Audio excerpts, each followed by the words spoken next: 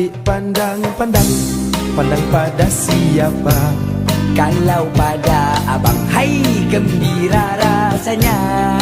Adik senyum-senyum, senyuman yang menggoda. Adik jangan bingung, kami belum berpunya. Abang lirik-lirik, melirik pada siapa? Kalau pada adik, melayanlah jawabnya. Abang genik-genik, genik mata buaya. Abang baik sikit, nanti ku pulas telinga. Hai cik adik, Ya cik abang, manis genta, biasa saja. siapa nama, Itu rahasia, tinggal di mana, rumah bunda. bolehkah kami Boleh apanya abang? jalan bersama? Oh itu bahaya. Jangan di belakang ibu, jangan datang. Hai cik adik sayang, jalan melenggang-lenggang, tak ubah seperti air putih gunung Ledang. Hai cik abang sayang, jangan cuba menggoda.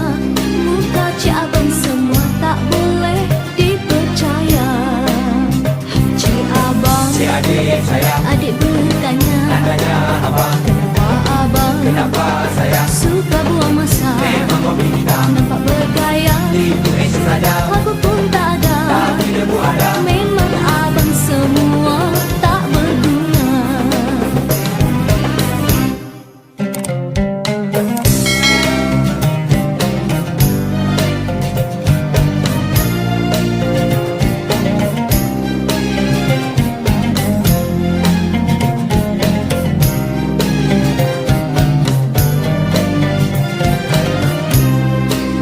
Hai cik adik, Cik abang, Pilihlah saya, muka tak lawa, ambillah saya, saya tak ada. kalau saya pulang, Kurus gerengga, dan tentu saya, botak kepala, nak macam mana? handsome bergaya. Kami pun handsome juga, ya ya ya ya.